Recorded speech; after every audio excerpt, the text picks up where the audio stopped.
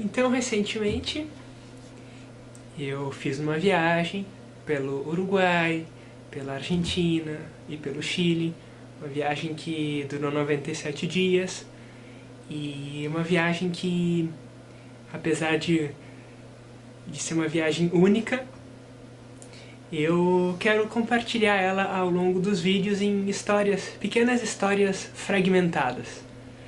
E sem que seja um diário de viagem, com no primeiro dia fiz tal coisa, no segundo dia fui em tal parque, paguei tanto para entrar e tudo mais. E dentro dessas tantas fragmentos de histórias que eu vivi, uma história foi bem interessante também, entre tantas. E é sobre essa história que eu queria compartilhar.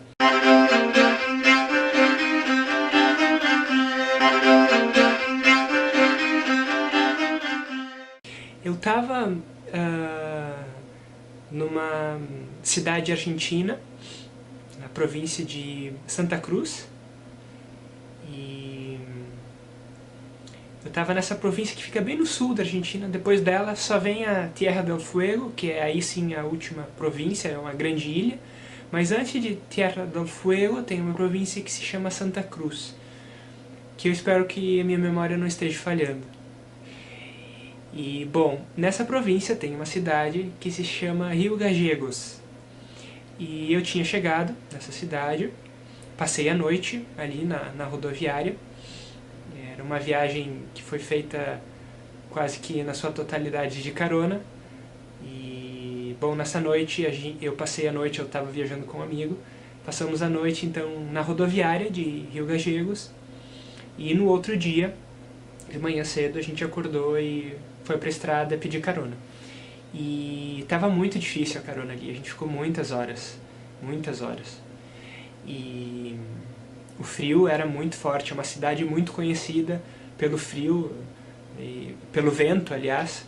Também pelo frio, mas principalmente pelo vento, é o vento patagônico, o pampa patagônico, ele é muito severo.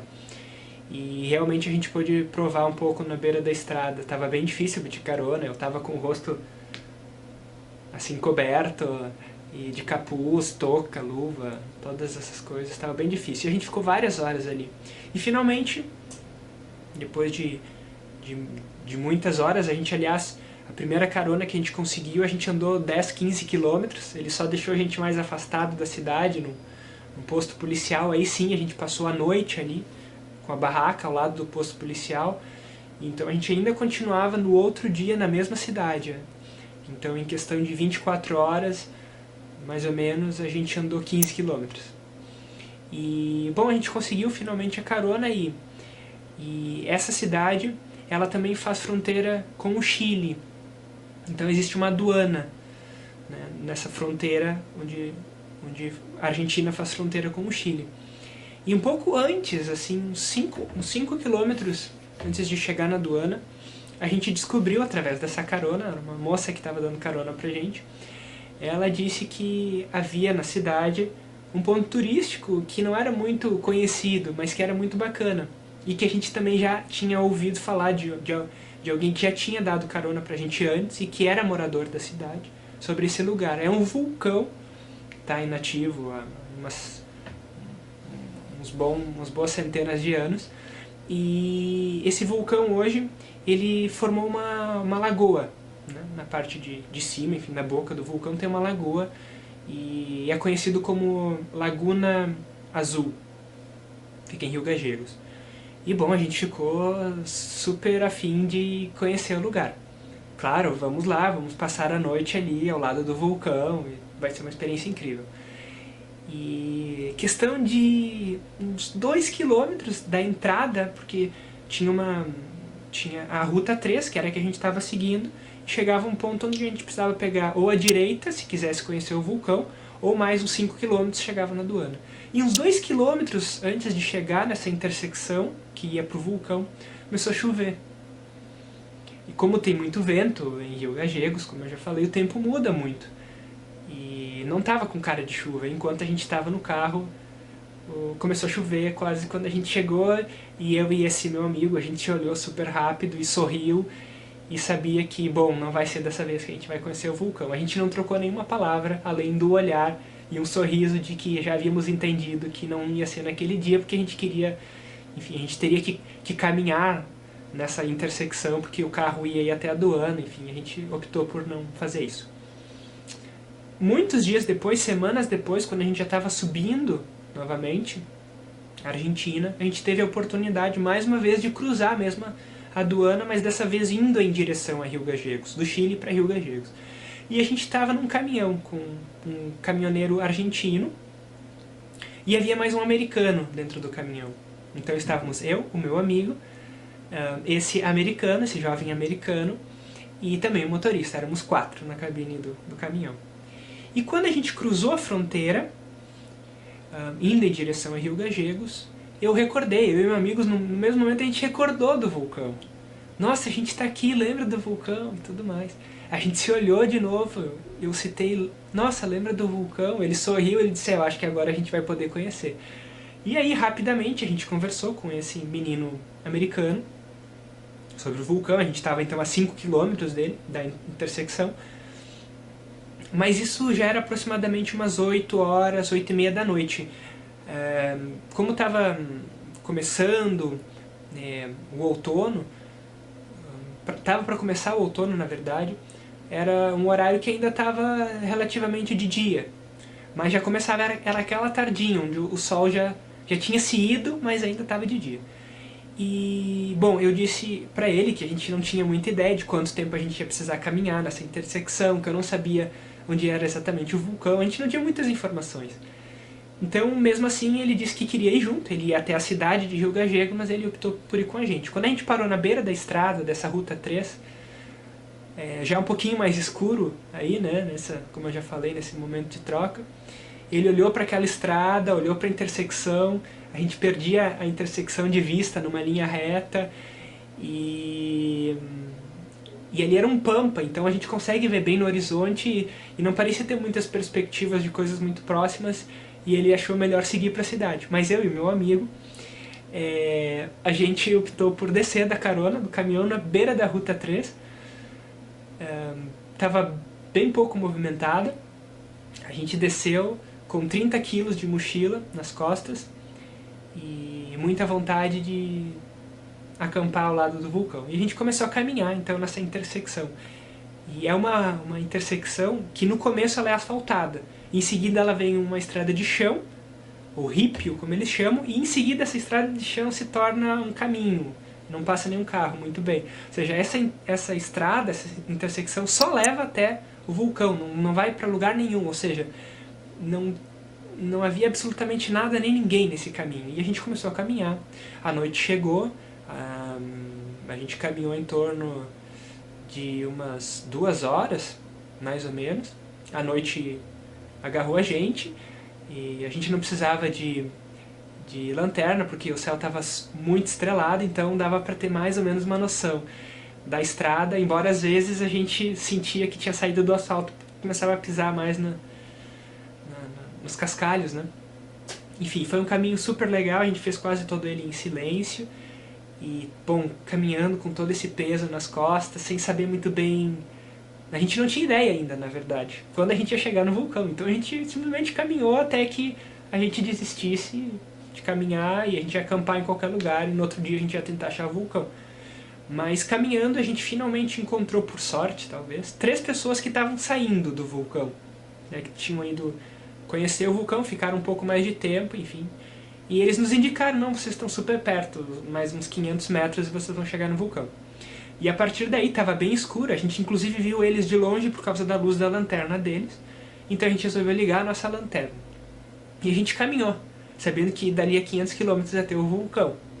E a gente começou a caminhar com todo o peso nas costas, a gente já não sentia mais o peso, que a gente estava super empolgado, e com a lanterna iluminando o chão. E de repente a lanterna, ela simplesmente se perdeu, ela sumiu, o chão sumiu.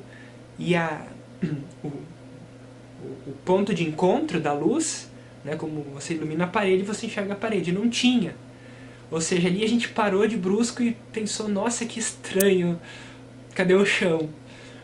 E até aquele momento a gente também imaginava que a gente teria que subir né, sei lá, uns 500 metros, 1 quilômetro de subida para chegar ao topo do vulcão, mas era um vulcão um pouco diferente do que a gente estava habituado. E a verdade é que se a gente continuasse indo reto, a gente ia cair numa cratera de, não sei, eu imagino que devia ter uns 250, 300 metros de altura, de diâmetro deve ter uns 5 quilômetros, é imenso, mas, enfim, a gente não precisou subir para chegar, né? Então quando a gente viu que a coisa estava estranha, a gente disse, bom, vamos acampar aqui mesmo. E a gente encontrou um ponto de refúgio, porque tinha um pouco de vento ali, né?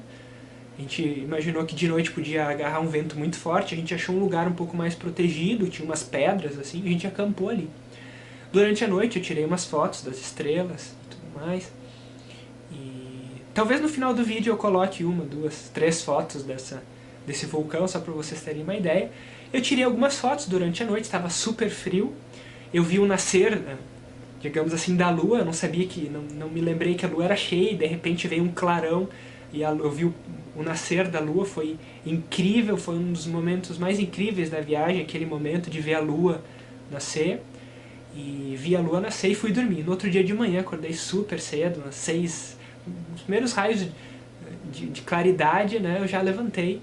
E quando a gente olhou para o lado, a gente estava nesse abismo de uma cratera, de um vulcão, que foi uma experiência muito, muito, muito, muito, muito intensa. A gente viu aí o sol nascer, botando aquela cor dourada em todas as pedras, no lago lá embaixo. E foi muito especial, muito, muito especial.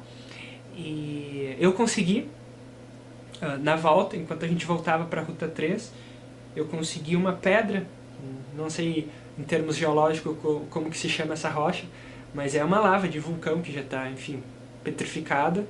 Eu vou tentar colocar um pouco mais perto aqui. Eu não sei se deu exatamente o foco.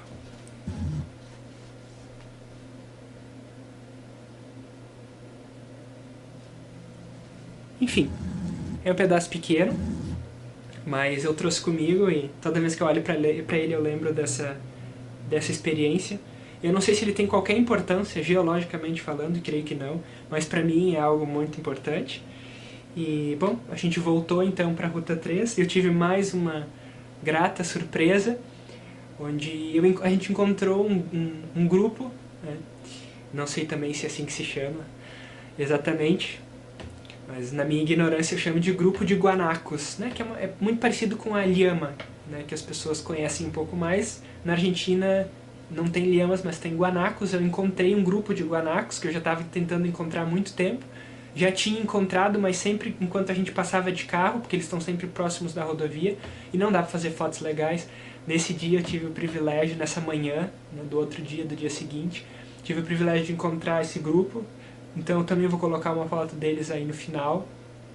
Pude observar como eles se organizavam, né, colocando os filhotes. Quando eles avistaram a gente, os filhotes foram para o centro do grupo.